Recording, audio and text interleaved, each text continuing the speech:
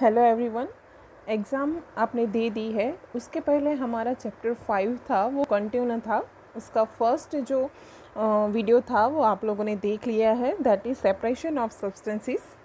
अभी उसकी मेथड्स के बारे में हमें देखना है। सो मेथड्स ऑफ सेपरेशंस के उसके हमने देखे थे। First is hand picking, second is threshing, third is winnowing, fourth is sieving. तो ये कुछ उसके मेथड्स है। So starting with hand picking. यहाँ पे एक एक्टिविटी दिया हुआ है, bring a packet of food grain purchased from a shop to the classroom. के यहाँ पे क्या करना है, आपके घर में ही आपको एक पैकेट लेना है फूड ग्रेन्स का जो आपने बाहर से परचेज़ किया हो। Now spread the grains on the sheet of paper. बाद में वो ग्रेन्स को क्या करना है, शीट ऑफ पेपर के ऊपर, या तो आप कोई डिश भी ले सकते हैं, उसके ऊपर डाल देना है।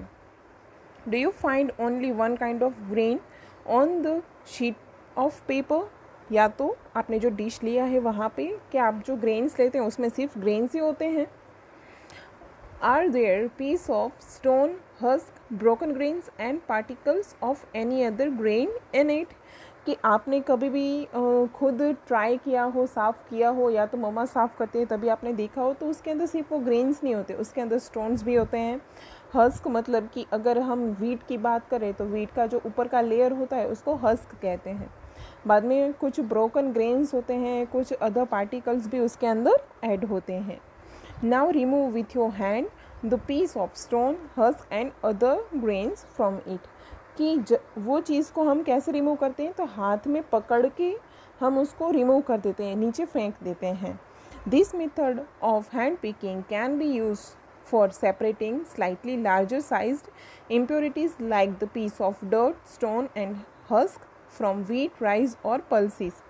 कि जो भी चीज़ हम अपने हाथ से रिमूव करते हैं ग्रेन में से, वो चाहे स्टोन हो, हस्क हो, या तो कोई भी दूसरे इम्प्योरिटीज़ हो, तो जो भी चीज़ हाथ से रिमूव की जाए उसको क्या कहते हैं, हैंड पिकिंग्स कहते हैं। The quality of such impurities is usually not very large. कि ये ऐसी कौन सी चीज़ें हैं कि जिसको हम हाथ से रिमूव कर सकते हैं, तो जिसका साइज़ बड़ा हो, जो हमारे हाथ में इजीली आ सके, वो चीज़ हम इजीली रिमूव कर सकते हैं। We find that hand picking is a convenient method of separating substances। कि हम easily कोई भी चीज़ आराम से, जब भी कोई चीज़ रिमूव करना हो, इम्प्योरिटीज़ जब भी हमें निकालनी हो ग्रेन्स में से, तो वो हम हाथ के थ्रू इजीली निकाल सकते हैं। तो ये मेथड था, वो था हैंड पिकिंग। कि जब भी कोई साइज़ बड़ा होता है तो हम उसको हाथ में पकड़ के बाहर फेंक सकते हैं, कोई छोटी चीज़ हो तो हम उसको इजीली पकड़ नहीं सकते हैं। तो ये बात हुई हैंड पिकिंग की। सेकंड है threshing. You must have seen bundles of wheat our paddy stalks lying in a field after harvesting the crops. कि आपने कभी देखा हो तो बहुत सारे व्हीट होते हैं, जब भी ग्रो हो जाते हैं तो उसके क्रॉप्स को कट करके बाद में एक जगह पे रखा जाता है, जिसको फील्ड कहते हैं। Stalks are dried in the sun before the grains is separated from them. के बाद में क्या किया जाता है कि जब भी वो ग्रेन्स को निकालते हैं तो उसमें से जो मॉइस्चर होता है उसको उड़ाने के लिए वो कहाँ पे रखते हैं, सन के नीचे रखते हैं, धूप में रखते हैं, ताकि मॉइस्चर उसमें से चला जाए। वो मॉइस्चर क्यों दूर करते हैं, ताकि उसको हम स्टोर करके रख सके। Each stalk has many grain seeds attach to it. कि अगर यहाँ पे स्टॉक की बात करें तो वो एक प्लांट है, उसमें बहुत सारे ग्रेन्स के सीड्स होते हैं। ऐसा नहीं होता कि कोई एक क्रॉप के अंदर सिर्फ एक ही ग्रेन होता है, उसके अंदर बहुत सारे वीड्स होते हैं।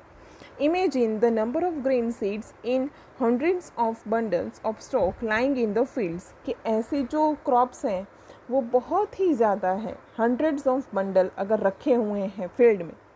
How does the farmer separate grain seeds from those bundle of stocks. कि अभी देखो जो फार्मर है वो क्या करता है, वो इतने सारे उसके पास क्रॉप्स होते हैं, तो वो हर एक क्रॉप्स में इतने सारे बंडल्स होते हैं, तो उसमें से हर एक जो ग्रेन्स होता है, यहाँ पे वीट की बात कर रहे हैं, तो उसको क्या हाथ से अलग करेगा, वो नहीं करेगा। क्यों? क्योंकि उसके पास इतना टाइम नहीं है। तो वो कैसे करेगा।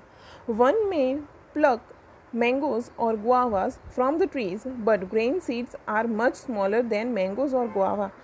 कि अगर हम मैंगो और गुआवा की बात करें तो हम उसको इजीली पिक कर सकते हैं, मतलब पकड़ सकते हैं। क्यों? क्योंकि उसका साइज़ बड़ा है। यहाँ पे वेट की या तो ग्रेन्स की बात करें तो वो बहुत ही छोटे हैं, हम उसको एक एक करके अलग नहीं कर सकते हैं। So plucking them from the stalk would be impossible, कि उसको एक एक करके अलग करना ये तो इम्पॉसिबल है। How does one separate grain seeds from the stocks? तो फिर ऐसे सारे जितने भी ग्रेन्स है, सीड्स, उसको स्टॉक में से अलग कैसे किया जाए? The process that is used to separate grains from stalk etc. is threshing। कि ऐसी जो मशीन, यहाँ पे आपको एक इमेज दिया गया है, वो थ्रेशिंग का है। कि क्या करते हैं, उसको पकड़ के बाद में एक जगह पे मारते हैं। वो चाहे बड़ा सा स्टोन ले लो, उसके ऊपर वो क्या करते हैं, जो एंड होता है क्रॉप का, वो पकड़ के उसको फेंकते हैं, ज़ोर से फेंकते हैं। तो क्या होता है, उसमें से जो ग्रेन्स है वो अलग हो जाते हैं। क्यों? ताकि उसको जब सन में रखा गया होता है तो क्या हो जाता है, वो थोड़े सूख जाते हैं, ड्राइड हो जाते हैं। उसकी वजह से जो सीड्स हैं वो इजीली रिमूव हो जाते हैं। In this process, the stalks are between to free the grain seeds. Sometimes threshing is done with the help of bullocks। के बुलॉक्स की वजह से भी होता था, पर आज तो इतना ज़्यादा टेक्नोलॉजी बढ़ गया है तो उसकी वजह से मशीन का भी यूज़ होता है, जो थ्रेशिंग के लिए यूज़ किया जाता है।